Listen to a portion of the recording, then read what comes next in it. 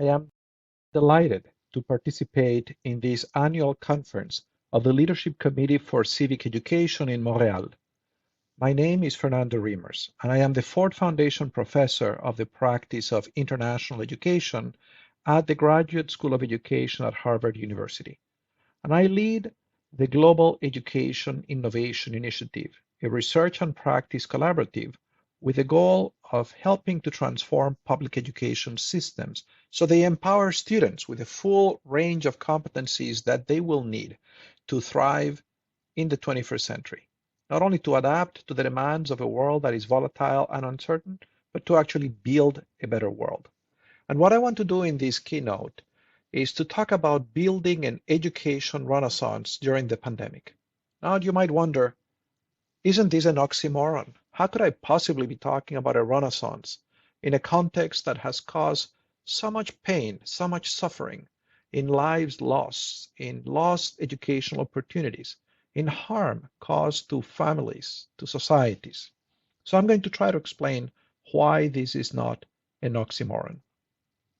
On March 11 of last year, when the Director General of the World Health Organization announced that COVID-19 would be a world pandemic,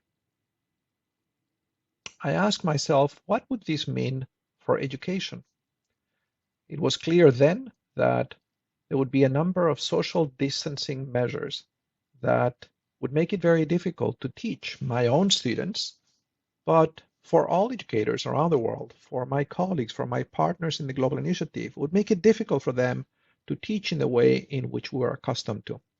And I knew we didn't have a playbook or the infrastructure to develop alternatives that had been tested, that we knew would be equally effective. So I reached out to colleagues in a number of international development organizations, and I asked, is there anything we could do to be helpful so that this pandemic doesn't produce the most devastating loss in educational opportunity in a generation? And I began a collaboration with colleagues that helped me both understand the magnitude of the educational hole that this pandemic would indeed create for this generation of learners, but that also helped me understand the opportunities, the possibilities. And it is about both of these that I want to talk about. With colleagues in the OECD, in the World Bank, in the Organization 100, and with others, we began to try to generate knowledge that would be useful to support decision makers at all levels, but mostly at levels of government in various jurisdictions, make decisions to create alternative arrangements to sustain educational opportunity.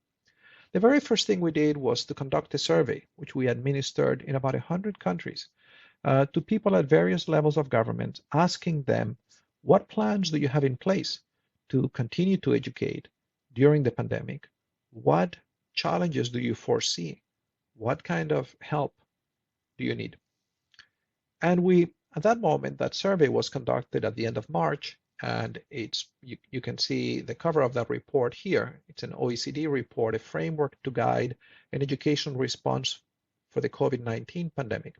We concluded based on those responses that the most helpful thing that we could do would be to suggest a protocol, a series of steps that any governing level in education could follow to put in place a sensible strategy of educational continuity.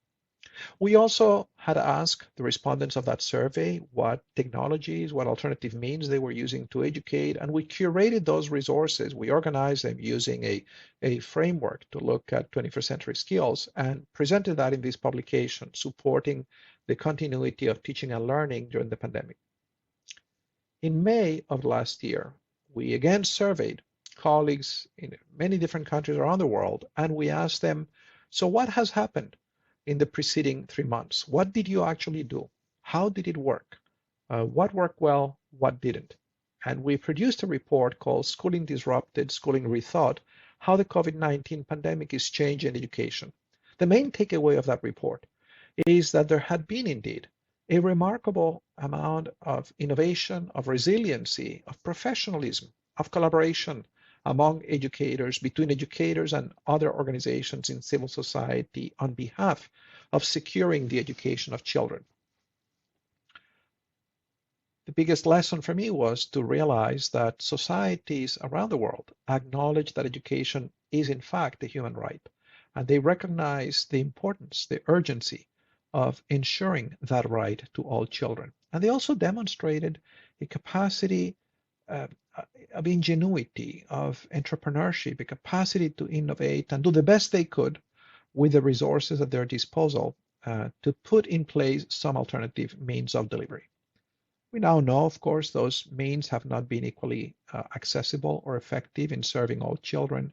We know that not all children have had access to the infrastructure that, or to the conditions that has allowed them to connect. We know that this pandemic has amplified many pre-existing social gaps between children living in different circumstances. We organize many convenings in virtual fora such as this one to share those findings. And I realized at that moment that it would be all too easy for the challenges that we were perceiving to become a self-fulfilling prophecy, to amplify the enormous losses in education that we're seeing. Children disconnecting, disengaging from education, likely to never come back, experiencing all kinds of hardship that would make it very difficult for them to learn. So based on a principle, a well-established principle in the social sciences called reflexivity, which basically states that the connection between human beliefs and human actions is a two-way relationship, that our beliefs can influence how we act in a way that causes self-fulfilling prophecies. So based on that idea, we thought it would be very important to also amplify good things that were happening. The efforts, big and small, of teachers, of education secretaries in cities, in states, in countries, the efforts that they were putting in place to try to continue to educate against all odds. And we produced a collection of case studies collaboratively with some of them produced by the Global Education Innovation Initiative, some of them produced by colleagues at the OECD, some of them produced by colleagues at the World Bank, some of them produced by colleagues at Organization 100. I think we have a collection of about 50 case studies right now, such as the one you see here, essentially documenting how the State Secretary of Education in Sao Paulo very quickly responded, creating an alternative delivery unit, an alternative platform to deliver education that included television, radio, WhatsApp, printed materials, and so on.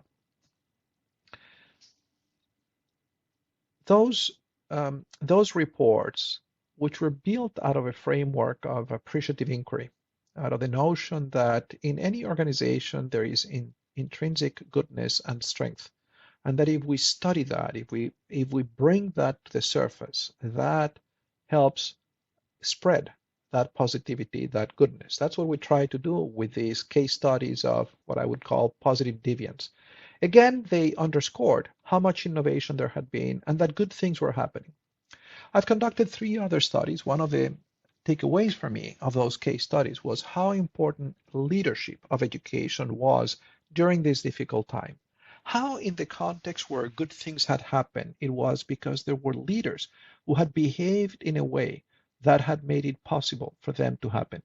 Leaders who had engaged their colleagues respectfully, in inclusive ways, recognizing their professionalism.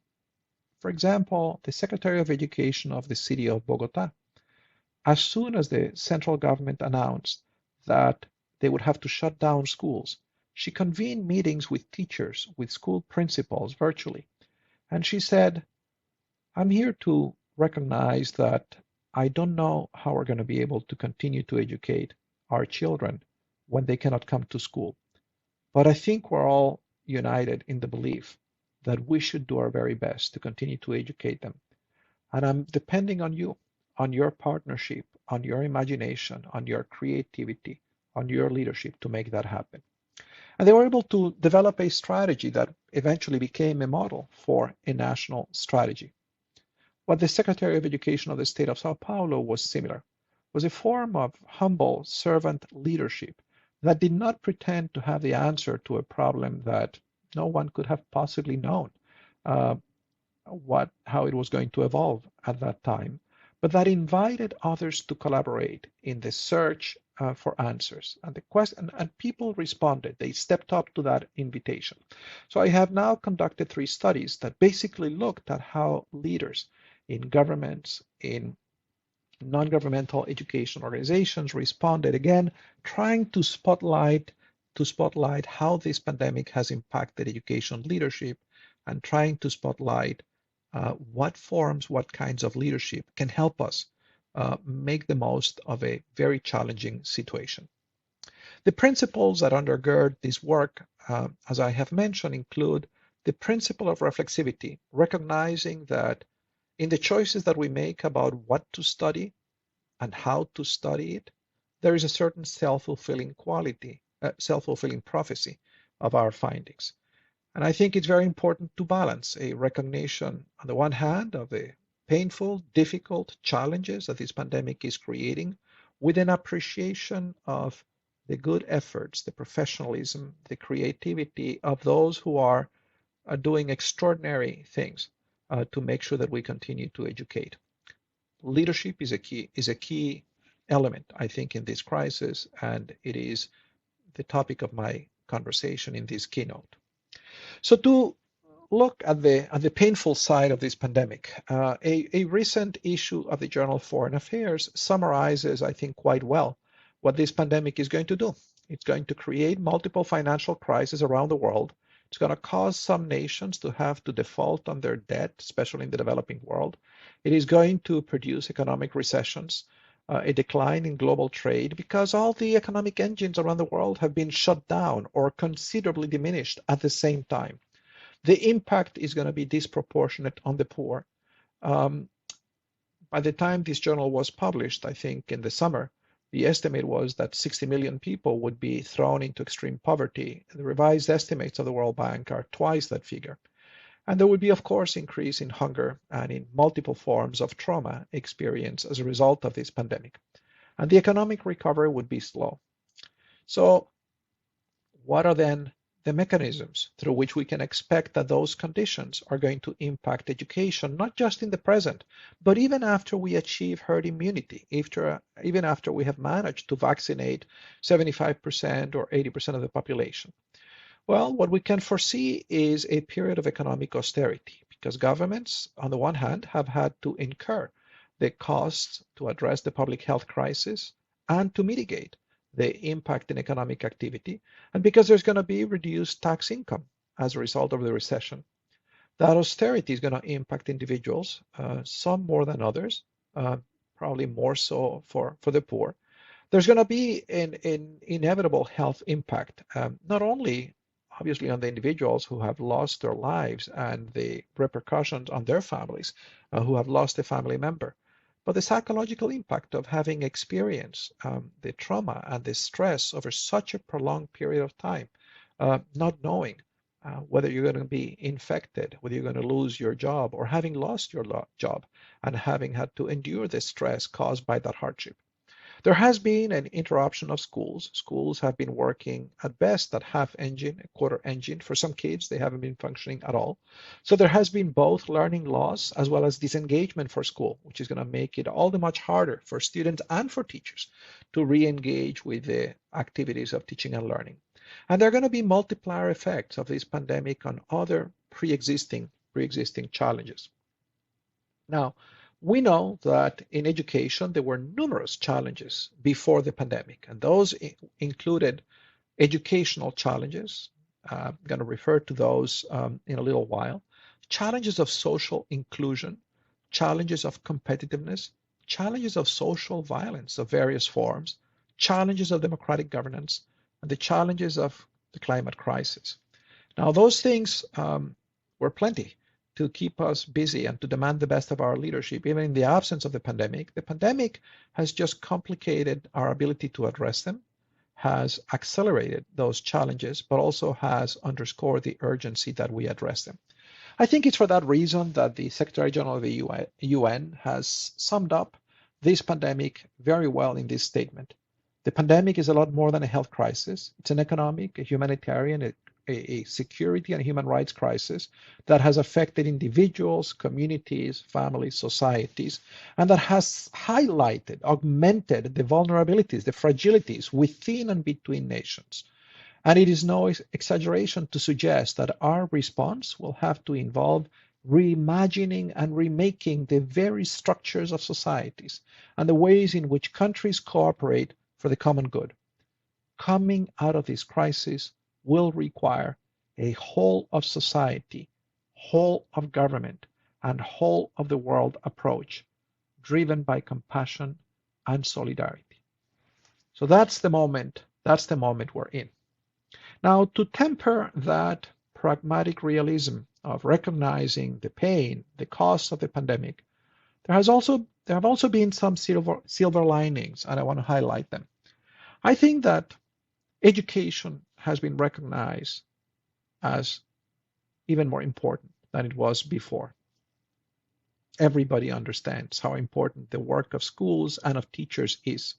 There's been much greater appreciation, I would hope, of the importance of science and technology, not only in helping us find a cure, a vaccine, but in helping us follow protocols, public health protocols that could either mitigate or reverse the spread of this pandemic. I think there's been a much greater appreciation of how important access to technology and the skills to participate in a technology-enabled world are. I think we've understood that access to technology and to digital skills are essentially a human right, that without them, it is pretty much impossible to participate economically or civically in the 21st century. There's been a lot of communication between schools and homes. I think that teachers know the conditions in which their students live and learn, and their parents, a lot better than they did before, and vice versa. Parents and caregivers of the students have a much better understanding and appreciation of what the teachers of their children do and how they go about doing it.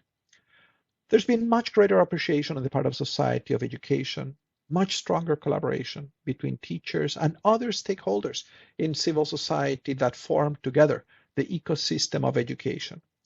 There's been a lot of reliance on partnerships in the places that have done the best in sustaining educational opportunity. It's been because of partnerships, so we now know how important they are.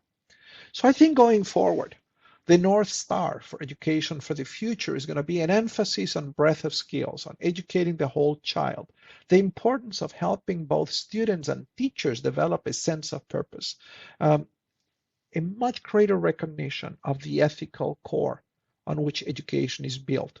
If we're going to build a better society, this is about values that can help us define what that means. And those values need to be deliberated upon, cultivated in schools. I think there's going to be much greater appreciation of the importance of preparing students for the unknown, for ambiguity, for dealing with flexibility, for the capacity to adapt quickly, to be resilient, to survive. Much greater recognition of the importance of deeper and continuous learning. One of the things we have learned during this pandemic is how children are different and their circumstances are different. If we're going to succeed in supporting them to learn, we need to personalize. There's been, I think, an acknowledgement of the importance of problem and project-based education that put children in the driving seat of their own education, that give them and cultivate a lot more agency on the part of learners. I also think there's been a recognition of the professionalism of teachers and of what it takes to support teaching as a profession, as a true profession. I think we've seen the importance of mindsets that see schools and systems as learning organizations. I'll be talking more about that. And I think we're going to see much greater reliance and recognition on the importance of building intentional connections, connectivity between schools, among schools, and with other institutions. So I was saying a moment ago that, of course, our education problems did not begin with COVID-19. If we look at comparative assessments such as PISA or TALIS, we know that they were telling us already that the pedagogies used by teachers were hardly adequate to help students develop the breadth of skills that they need to navigate a complex and challenging world. When teachers, in general, those responses that teachers provide to the TALIS surveys indicate that they're a lot better at transmitting content than they are at facilitating learning on the part of their students. They're much better about transmitting knowledge than they are at helping students develop capacities, at educating their students holistically. So for example, when teachers are asked, when you begin a lesson, do you summarize recently learned content? Most teachers do that. Yeah, there is some variation among countries, but not much. When teachers are asked, when you begin a lesson, do you set goals at the beginning of instruction? Most teachers do that, which is phenomenal. It's very good. Teachers report that they explain to their students what they expect them to learn, that they explain how it is that old and new topics are related, that they but when we look at pedagogies that require high cognitive activation, the percentage of teachers who say that they rely on them drops considerably. For example, when teachers are asked, do you present your students tasks for which there is no obvious solution? See how those very high percentages, upwards of 80%, now drop to 40% and below. When teachers are asked, do you give your students tasks that require them to think critically? Again, much lower percentage of teachers do that, much greater variation among countries. When teachers are asked, do you give your students work so that they can work in small groups to solve a problem? Again, rather fewer teachers do that, much greater variability. When teachers are asked, do you give your students the opportunity to decide on their own how to solve problems? Again, considerably fewer teachers do that, much greater variation. Do you give your students tasks that require that they persevere, that they engage with them for at least a week? Very few teachers do that. In the US, only 1 in 3 teachers do that, much greater variation between countries. So we know that we had to help our teachers develop the capacity to educate the whole child. The pandemic has underscored how urgent it is to do that in order to build that back better. And we're going to have to do that in a context of diminished resources. So here's the paradox. Education is now more important than ever. We now, as I mentioned in those principles of the North Star that's going to guide education in the future, are convinced that we need to help develop breadth of skills, help our students find a sense of purpose. And we're going to have fewer resources to do that. What does that mean? That we have less room to maneuver, less room for error, less opportunity for inefficiency, for wastage. And what that means is we're going to have to pay a lot more attention to implementation. And that is what I want to devote the rest of this presentation. I'm going to draw on 2 recent books and another one that I'll mention later that basically have studied the implementation of recent education reforms in diverse education systems in the years just preceding the pandemic. And these books are open access resources. On this slide, you see at the bottom the link where you can freely download them. I hope that what I'm going to share in highlighting the key takeaways of the books is going to motivate you to actually download the books and read them.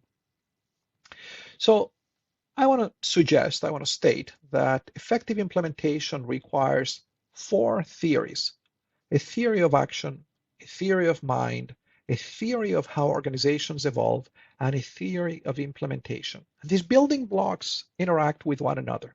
Let me briefly explain each one of them. A theory of action is simply a clear hypothesis about how it is that the actions that are reform that we use to mobilize the reform produce certain results. Basically, in its simplest form, a theory of action is a series of statements about if I do A, B will happen with consequences C, D, and E. So an example of a theory of action of a reform: if we provide teachers autonomy to decide how to improve schools, and if we give them the support, and if we use information to provide rapid feedback loops at various levels of government to monitor the implementation and to provide assistance, systems will improve. In a nutshell, that's the theory of action of the reform that Ontario implemented for many years under Prime Minister McGuinty and with the support of Michael Fullan and his collaborators. Another example of a theory of action, very common in the United States and around the world, is if we define standards and if we measure student performance against those standards and we create accountability and support, students will learn more. Another theory of action is if we replace a content-based curriculum with a competencies-based curriculum aligned with the demands of the 21st century, students will be better prepared to participate. And you could imagine other theories of action. A theory of mind basically gives us the capacity to better understand why other people do what they do. And the reason this is essential in education is because education requires the collaboration of many different stakeholders that need to communicate, to coordinate, and to collaborate. So, of course, if we simply assume that others behave by the same motives that we do, we're going to miss the ball most of the time. We need the capacity in our thinking to put ourselves in the shoes of the others that we need to communicate with. And so here's an example of a theory of mind, a mental model that explains human behavior. People respond to incentives. Essentially, educational organizations are command and control hierarchies, and through a combination of rewards and punishments, we can incentivize people to behave in certain ways. An alternative theory of mind is people behave in ways that reflect their values. People are value driven. People come to this enterprise of education because they have certain hopes of what these institutions are going to do. And it is the connection between their actions and those hopes that move them. So this is a mindset that sees schools as communities of interest. An alternative theory of mind says people respond to community norms, to the shared meanings about what it is that schools do and how they're supposed to achieve it. So this is a theory that sees educational institutions as cultural institutions. And an alternative theory of mind says people behave to advance their political interests.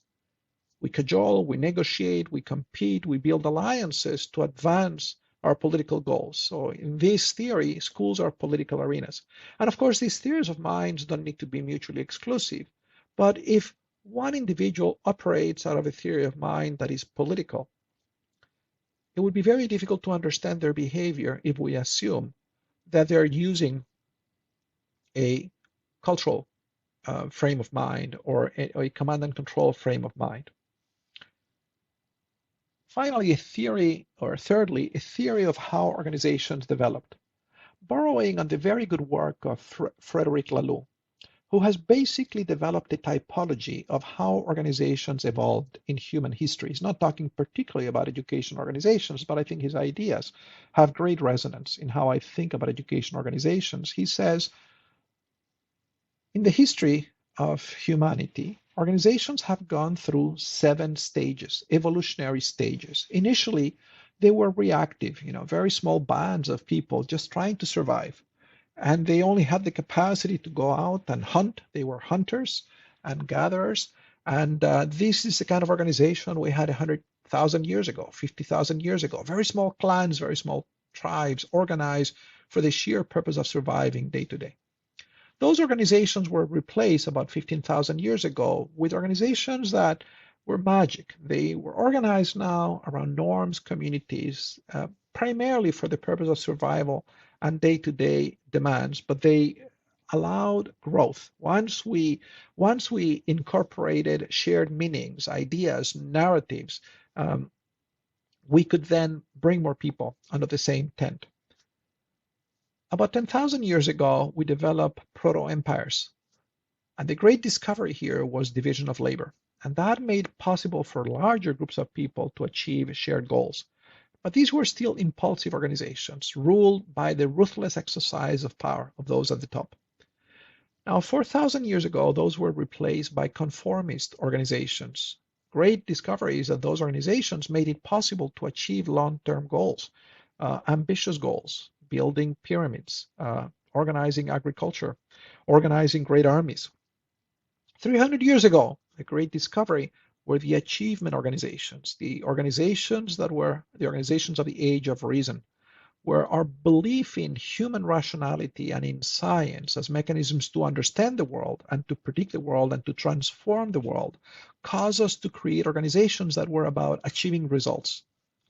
More recently, we've recognized that there may be different goals, different perspectives on what it is that organizations should pursue and how they should pursue it. That gives rise to pluralistic organizations. Many social movements that begin contesting the existing order and producing social change are of this nature. Think of the women's liberation movement. Think of the civil rights movement in the United States. Many movements for social justice basically begin challenging the status quo, recognizing that those who have formal authority represent one perspective, one set of values of what the good life is, but there may be other more capacious views. And so that's what a pluralistic organization recognizes. And finally, Laloux argues that there is a kind of organization that is essentially self-managed, that has evolutionary purpose, where people behave because they are driven by their own values and the alignment between those values and the value of the organization.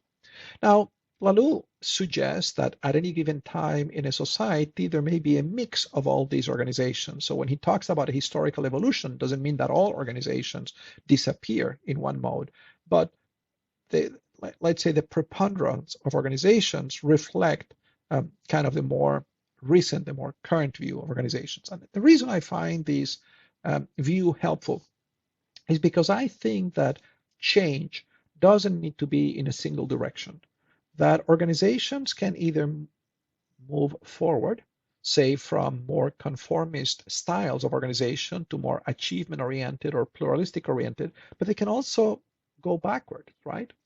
And so if you look at the last two stages, evolutionary stages that Laloux describes, pluralistic and evolutionary, I think there is great resonance between them. And the work of the last 3 decades characterizing, conceptualizing learning organizations. So what does that literature about schools as learning organizations underscores? First of all, that schools function in relationship, in interdependence with their context. Not only responding to changes in context, but with the capacity of influencing, of shaping their context. Key in the idea of schools as learning organization is the notion that schools are systems and societies are systems. And we need a kind of thinking and a kind of learning that can help us understand the system and transform the system. So the principles, the search for coherence, for example, in organizations come from this tradition that sees schools as learning organizations. This perspective underscores the importance of continuous learning, of team learning, of developing shared vision, of multiple feedback loops to help course correct. So I think a lot of the well-known and important work of authors like Michael Fullan, like Andy Hargreaves, very much advances this perspective, reflects and advances this perspective of schools as learning organizations, which I think is very current, but which I also think relates to these ideas of Laloux, of the kind of organization that is pluralistic in recognizing a diversity of views, all of which are legitimate, or even evolutionary TL, where the values of individuals and the organizations are an immensely important force of organizational dynamic. And lastly, the fourth theory that I think we need is a theory of implementation. Is a theory that can help us figure out what is the operational strategy, who's going to do what when, that translates the good intentions of a policy into a plan that can be implemented. And so in this recent book, I present a theory, a 5-dimensional theory, which I think can be very helpful in developing a theory of implementation and also in articulating a theory of mind that can help us communicate better across the many stakeholders in an education system. So the basic idea is, just like there is very good research, this would be relevant to this conference on language education. There is very good research that shows that speaking a second language fluently influences how we see the world. So in this article, German and English speakers were shown this picture. Now the German speakers, when they're shown this picture and they're asked, what do you see? Their responses tend to talk about where the woman is going. Whereas English speakers, when they're shown this image and asked, what do you see? They tend to focus on the journey, where the woman is coming from, the journey. But bilinguals, people who are both English and German speakers, when they're shown the picture, they talk both about the journey and where the woman is going. So what that shows is that a language, I think Goethe said that very well. The person who speaks only one language sees the world with one eye. What a new language gives is perspective, stereoscopic vision. Now imagine if we had not 2 eyes to see the process of change, but 5. We would see much greater depth, where each eye can help us illuminate certain aspects of the process of change, but together they give us much greater depth of perspective, much more complete, holistic understanding. So that's what this theory is trying to do. I basically argue that the process of change can be understood, should be understood, as a cultural process, as a psychological process, as a professional process, as an institutional process, and as a political process. So what is a cultural process? It's basically understanding that schools are embedded within social institutions that have certain norms and values, and that communication, interaction between the norms of society and the norms of the school is of the essence. Schools have to be understood in terms of how they relate to other institutions, families, politics, religious institutions, employers. The norms through which society sees the task of teachers and education themselves are very important in shaping a culture of education. And what people understand is instruction. Psychological perspective is about recognizing that over the last 5 decades, there's been a real flourishing of scientific-based knowledge on how students learn and how adults learn. And that science of teaching and learning can and should be deployed, should be mobilized on behalf of supporting powerful instruction. So these are 2 recent reports synthesized by the National Research Council of the United States that synthesize the science of learning. A professional perspective is just about that, understanding the set of norms and supports and structures that build expertise continuously, so that this task of teaching and learning is not for the uninitiated, but it's for the expert. So how do we build that expertise? An institutional perspective is about understanding an education system as a set of interlocking processes and structures that need to be coherently aligned on behalf of a shared purpose. The learning organization perspective that emphasizes systems very much is an institutional perspective. And lastly, a political perspective is one that understands that the education system in most societies is the largest organization, the one that touches the lives and the interests of most people, each of whom have a set of passions, a set of views on what a good society is, on what a good world is, and on how schools could advance it. And it is the good reform, the one that understands that and tries to build a big tent that has enough support so that the reform can be sustained over a long period of time. Lastly, on a theory of implementation and drawing on the last chapter which I wrote in this book that examines the implementation of deeper learning reforms, the basic ideas of what it is that we need to think about when we develop an implementation strategy is that mindsets, how people see the world, are key. Even more reality, more key than reality. It's constructed reality that matters.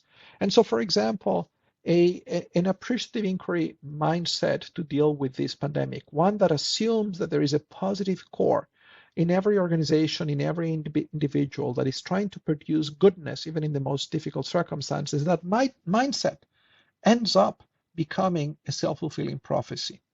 Similarly, when we think about theories of reform, right, you have a very old dichotomy between those mindsets that assume on the one hand that people are fundamentally lazy and that you need carrots and sticks to get them to perform. Many of the standards-based reform are built on that mindset versus a mindset that assumes that people are fundamentally good and ethical and decent and they're doing the best they can and know how to do. And if you want them to learn to do things differently, you have to essentially support them as opposed to using carrots and sticks to get them to behave in different ways.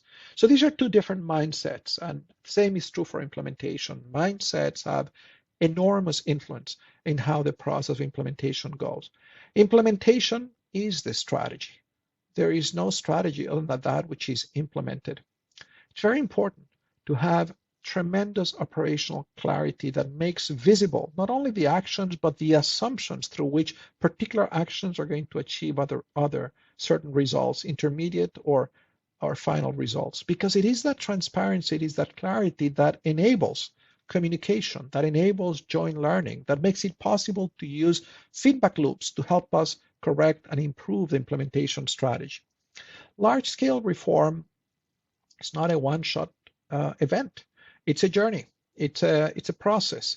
And of course, very important to make sure that there is coherence, completeness, and the 5 frames can help us think in a more holistic, integrated way about reform. Sequencing and pacing is critical. What we do first, how the narrative of a reform is built, is hugely consequential. In this book, I contrast the reforms in Ontario and the reforms in Mexico, in many ways with very similar goals, but going about it through a very different sequence, where the reform in Ontario from the get-go was presented as a reform that was about acknowledging the professionalism of teachers and building on that professionalism, and the reform of Mexico eventually acknowledging that, but too late for its own sake, when a different narrative of a reform as punitive, as top-down, had already crystallized, a narrative from which it never recovered. How important it is to stay the course, because a reform, a 15, 20-year undertaking, of course, is going to have good and bad times. And it's very important to create the conditions that make it possible to stay the course through the bad times. And lastly, building capacity is absolutely of the essence. So it is about this topic that I want to address my last few minutes, drawing on 2 studies of a global initiative about teacher professional development. What we have done here is we have identified exemplary programs around the world that have the intention of building the capacity of teachers to educate the whole child, and on which there is some evidence that they're succeeding in giving teachers that proficiency. At the bottom of the slide, you see a link where you can download as an open access resource the book on the right-hand side. I'm going to refer to the book on the left-hand side. So we basically set out to understand how these various programs, which have reached scale, define the capacities that teachers need to educate the whole child in ways that support teachers to develop those capacities. What kind of organizational arrangements sustain those programs? So why is that research important? Because we live at a time of a paradox. Most people understand how important teacher quality is, how teacher professional development is. There is a lot of funding that goes to teacher professional development, and yet the evidence on the effectiveness of those expenditures is rather modest. So how come, if we know teacher professional development is important, if we are doing it, if we fund it, we're not achieving the results that we seek? And so that's what we're trying to unravel here. And we went about it by looking again at positive deviance, by using that appreciative inquiry approach, by trying to identify, to decode the DNA of these programs that were succeeding at doing that. And we looked at programs that on the surface were rather different. An inquiry science-based program in Chile, a program of district-wide school improvement in China, a program of civic education in Colombia, a program to develop life skills among disadvantaged kids in India, a program to use technology to help support processes of school improvement in Mexico, a program of character development and academic excellence development in the United States, and a program to prepare school principals in Singapore. And so we basically developed a case study for each one of these 7 programs. And then we looked across the case studies and we said, what do they have in common? And these are some of the highlights of what they have in common. They all reflect a conception of adult learning that understands it as socially situated and responding to the needs that teachers themselves identify for learning. This involves not a one weekend professional development course, not a 1-week course, but sustained and extensive opportunities, often extending multiple school years. The modalities of professional development are varied. They include a saturation of opportunities for professional development, from lectures, discussions with peers, coaching, action research, book studies, and so on, and many opportunities for reflection on action. The curriculum covers a blend of capacities, from a broad focus on helping students develop particular capacities to very granular identification of pedagogies and instructional practices to help students gain those skills. The curriculum reflects a view of learning that includes cognitive skills in interaction with social-emotional skills and disposition. Professional development includes a whole menu, a whole variety of protocols, instructional practices, and so on. Many opportunities for learning situated, most of them in the school, 80% in the school. The organizations that sustain those programs themselves build a lot of connective tissue with other organizations in institution, employers, cultural institutions, political institutions, civic institutions. These programs understand teacher practice as socially situated and in general adopt a whole of school approach as opposed to helping individual teachers develop capacity. All these programs measure, but especially they measure processes and they measure for formative purposes. And all the organizations that lead those programs support a learning orientation. This book extended that study to looking at programs, national programs, or large network programs in 6 countries, and for the most part, they confirm the same findings. So to conclude where I began, this is where we are. We are at a moment of great pain caused by this pandemic. It's not over. We don't know how much more pain this pandemic is going to cause. But when it's finally over, when we have achieved immunity, herd immunity, we know that there will be a tremendous need to build back better, not only in education, helping students recover what they didn't learn, helping them re-engage with schools, reaching out to the kids who have dropped out of schools, but helping society, helping build society better, helping build a world where everyone belongs, that is more inclusive, where we relate to one another in a way that is peaceful and not violent, where we relate to the earth in a way that is sustainable. The work of educators, your work, is absolutely essential to achieve those goals. And we have a choice. We have a choice in whether we allow this pandemic to produce the greatest loss, educational loss in a generation, and give us a much more complicated world than the world that we had when the pandemic arrived, or the choice of building a renaissance in how we choose to see our work, the work of our schools and their possibilities, I think is the answer to whether we're going to have one scenario or the other. I have every hope and great confidence that each and every one of you is going to exercise the leadership that you can exercise, that you must exercise, so that we build a renaissance and not the alternatives. Thank you very much for the opportunity.